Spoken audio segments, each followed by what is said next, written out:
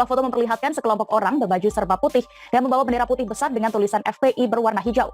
Foto-foto ini pun turut dibagikan politikus PSI Muhammad Guntur Romli dan pegiat media sosial. Terkait undangan yang disebar, itu adalah palsu tanpa dibubuhkan tanda tangan maupun stempel dengan mengatasnamakan M. Fahril sebagai koordinator aksi.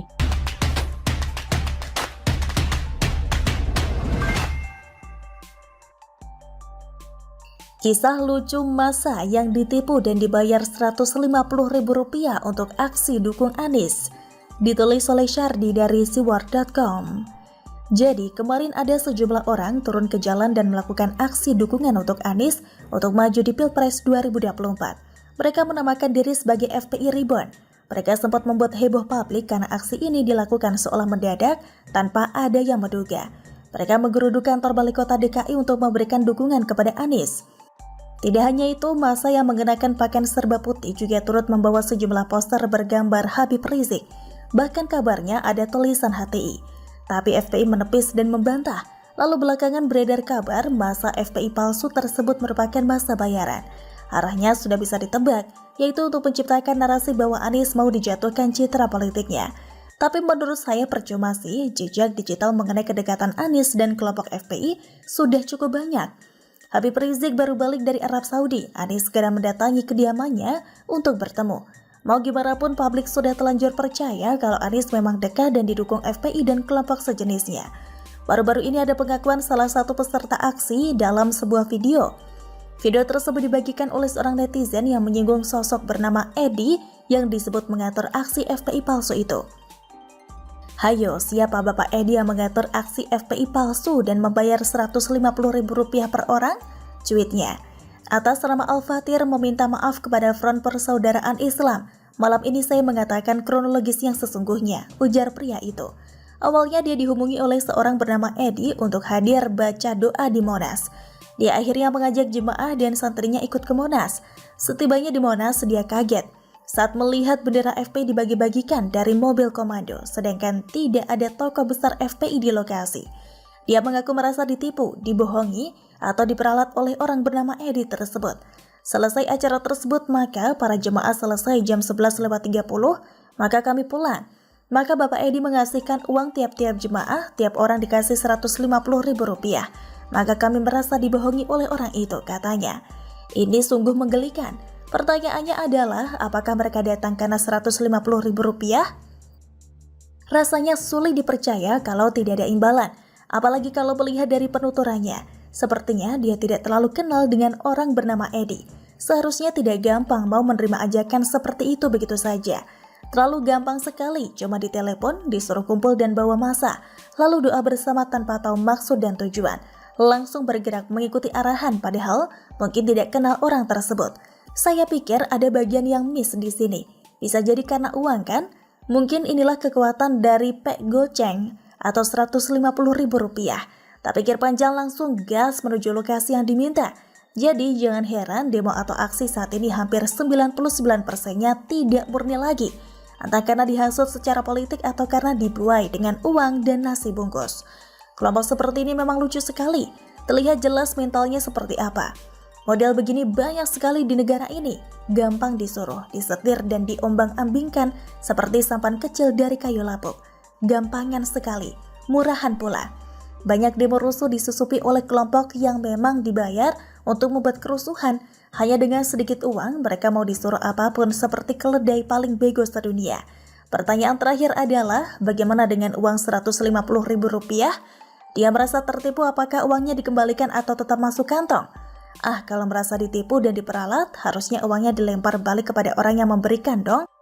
Mereka kan punya harga diri juga dan tidak bisa disogok dengan harga berapapun. Tapi kita tahulah bagaimana nasib uang tersebut dan masuk kemana. Bagaimana menurut Anda?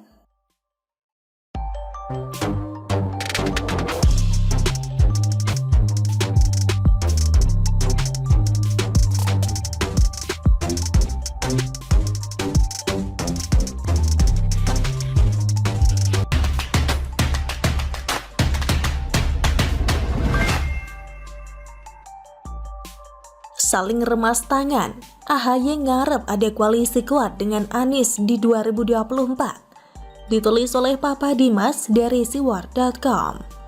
Ajang Formula E telah selesai digelar dengan sukses Sabtu lalu.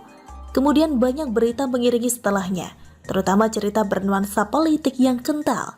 Pagi ini saya melihat lini masa di akun Twitter, lalu melihat cuitan dari DPD Demokrat DKI Jakarta. Seperti gambar yang saya sertakan berikut menampilkan Gubernur DKI Jakarta Anies Baswedan dan Ketua Umum Partai Demokrat Agus Harimurti Yudhoyono saling meremas tangan. Mesra banget ya. Captionnya juga cukup lucu menurut saya, sebab selama ini belum pernah sekalipun kader Partai Demokrat yang keluar-keluar di media mendukung Formula E. Bahkan AHY sendiri juga belum sekalipun terlihat mendukung suksesnya Formula E semilitan Wiz Khalifa. Lalu belakangan akhirnya terkuak AHY ikut aksi borong tiket demi menyelamatkan muka sang gubernur seiman yang dulu pernah jadi saingan dalam Pilgub DKI 2017. Tapi kenapa tiba-tiba pada saat balapan digelar, ia mengklaim dirinya mendukung energi bersih. Ia mengklaim dirinya mendukung energi bersih dan mendampingi Anies dengan harapan ada koalisi yang kuat untuk berjuang bersama. Ngakak dulu boleh dong. Ngarep banget lu Gus. Anies kan gak punya partai, bahkan sejauh ini belum ada satupun partai atau koalisi partai yang akan mengusung dia. Bahkan Nasdem yang diisukan akan mengusung Anies justru sekarang selingkuh dengan Gerindra. Sementara Partai Demokrat juga belum menentukan arah koalisinya kemana. Dan kita tahu sendiri, presidential threshold Demokrat gak memungkinkan untuk mengusung capres-cawapresnya sendiri. Lalu, apa yang diharapkan Demokrat dari seorang Anies Baswedan? Sebab Demokrat sendiri saat ini juga elektabilitasnya semakin nyungsep. Terlebih, banyak kasus hukum yang menyeret nama-nama kadernya. Belum lagi adanya isu kebobrokan partai berlambang Mercy itu, yang baru saja dikuliti oleh seorang emak-emak. Meskipun dia hanya seorang penipu, tapi hal ini dirasa cukup mengguncang kubu Cikeas. Anies memang sudah punya pengalaman memimpin DKI Jakarta, meskipun banyak janjinya yang meleset. Kalau AHY, Pilgub aja gagal, pengalaman politik belum ada, tahu-tahu sudah jadi ketum partai.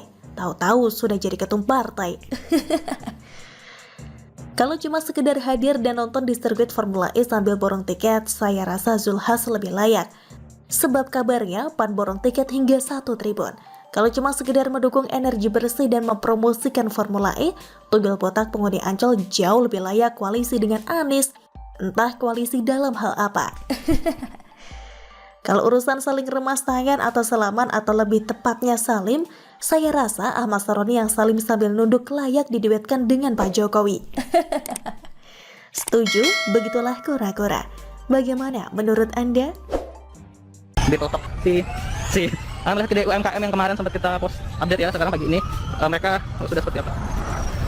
Ada jualan apa aja ya kira-kira di sini?